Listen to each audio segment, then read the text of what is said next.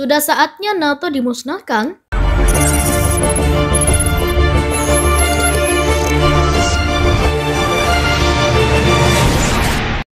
Ukraina sebagai aliansi militer yang terdiri dari negara-negara besar seperti Prancis, Jerman, dan tentunya Amerika Serikat, NATO diharapkan dapat menggunakan pengaruhnya untuk meredam konflik secepat mungkin. Namun yang terjadi malah sebaliknya. Sikap negara-negara anggota NATO terpecah. Di satu sisi, AS ingin menghukum Rusia sekuat mungkin dengan menjatuhkan sejumlah sanksi ekonomi, tetapi ini malah melahirkan permasalahan krisis energi dan menyengsarakan warga Eropa yang selama ini bergantung pada sumber energi Rusia. Namun di sisi lain, Prancis dan Jerman bersikap setengah-setengah dalam menunjukkan sikap yang keras pada Rusia. Karena mereka pun sadar, Eropa masih membutuhkan hubungan diplomatis yang sehat dengan negara pimpinan Vladimir Putin tersebut. Yang tidak kalah menariknya adalah NATO sendiri sebagai suatu kekuatan tidak bisa terjun langsung ke tengah konflik dengan alasan berpotensi memperparah keadaan. Tapi mereka pun enggan membuka dialog damai untuk memastikan pada Rusia bahwa Ukraina tidak akan masuk NATO. Banyak orang melihat ini karena adanya dorongan dari AS untuk tidak tunduk pada Rusia. Kritik pada NATO yang paling pedas barangkali berangkat dari pernyataan pemerintah Tiongkok. Juru bicara Kementerian Luar Negeri Tiongkok, Zhao Lijian, mengatakan NATO seharusnya sudah dibubarkan sejak 30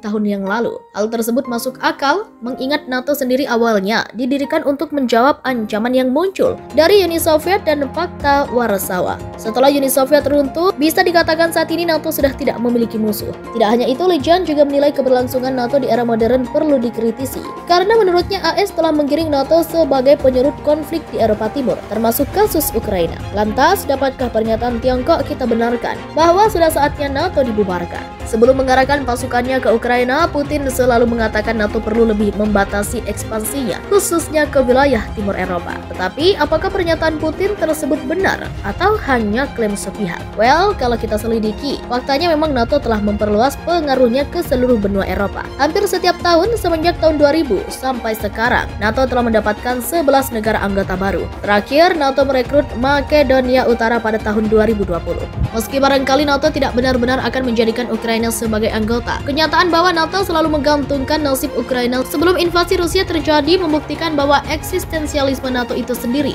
tetap berpotensi menciptakan konflik. Pandangan seperti ini juga diisyaratkan oleh John J. Mearsheimer dalam tulisannya Why the Ukraine Crisis is the Worst Fault. Di dalamnya, Mearsheimer berargumen bahwa hanya dengan tidak berambisi menjadikan Ukraina sebagai negara netral, NATO sesungguhnya terang-terangan menghadirkan ancaman pada Putin. Dengan sikap yang demikian, bahkan mungkin kita juga bisa mengatakan bahwa NATO secara sadar menjanjikan Rusia sebagai musuh. Terkait itu, Anthony Matteo dalam artikelnya It's Time NATO Came to an End menilai runtuhnya Uni Soviet dan Pakta Warsawa telah membuat NATO tidak lagi memiliki musuh. Hal itu menurut Matteo menjadikan NATO sebagai aliansi yang ketinggalan zaman. Seiring perkembangan waktu, NATO menemukan dirinya terjebak dalam krisis eksistensialisme. Bagaimana cara mengatasinya? Tentu dengan menciptakan musuh baru yang tidak lain adalah Rusia. Cukup mudah untuk memprovokasi Rusia menjadi musuh baru Barat. NATO hanya perlu melakukan sejumlah provokasi seperti dengan memperluas keanggotaan hingga ke perbatasan Rusia dan menempatkan pasukan tidak jauh dari Moskow. Situasi kemudian diperparah dengan bagaimana NATO itu sendiri dijalankan. Ramirez dalam artikelnya The Proposed European Army with Global Influence Will Replace NATO mengatakan selalu ada pandangan yang bertentangan dalam internal NATO tentang perumusan strategi, penempatan pasukan, dan siapa apa yang harus berkontribusi pada apa. NATO pun disebut terlalu bergantung pada AS, mulai dari anggaran sampai personel militer. Sebagai dampaknya, hal itu telah menghambat potensi Eropa untuk muncul sebagai kekuatan geopolitik yang mandiri karena mereka harus terus disetir oleh AS. Padahal secara politik dan ekonomi, saat ini Eropa tampak mulai memiliki agendanya sendiri. Eropa memiliki nilai perdagangan yang krusial dengan energi Rusia, khususnya dalam sektor energi. Begitu juga dengan Tiongkok yang dalam 5 tahun terakhir telah menjadi mitra dagang terbesar Eropa setelah AS. Seperti yang kita tahu, kedua negara tadi adalah rival besar AS dan karenanya AS mempunyai justifikasi untuk membujuk sekutunya di NATO untuk sewaktu-waktu memusuhi Rusia dan Tiongkok. Menariknya, dalam beberapa tahun terakhir Eropa mulai memunculkan kembali wacana European Army Army, yaitu sebuah satuan pasukan imajinasi Uni Eropa. Pertama kali dimunculkan pada tahun 1950, wacana ini diharapkan dapat membuat pertahanan Eropa lebih mandiri dan tidak bergantung pada AS. Tujuan utama lainnya adalah agar Eropa tidak diajak ke konflik-konflik yang merugikan mereka. Ide pasukan imajinasi ini digaungkan salah satunya oleh Presiden Prancis Emmanuel Macron. Pada tahun 2018, Macron menyebut sudah saatnya Eropa mewujudkan European Army. Dengan demikian, bisa disimpulkan bahwa ketidakbergantungan pada NATO sesungguhnya adalah hal yang sangat diinginkan oleh Eropa. Dan melihat perkembangannya sekarang, tidak sulit untuk meyakini bahwa ini adalah momennya NATO dibubarkan. Lantas, jika Eropa perlu diperdekakan dari NATO, bagaimana kemudian kira-kira respon AS? Dalam sebuah artikel hasil wawancara dengan The Economics berjudul Emmanuel Macron Warns Europe,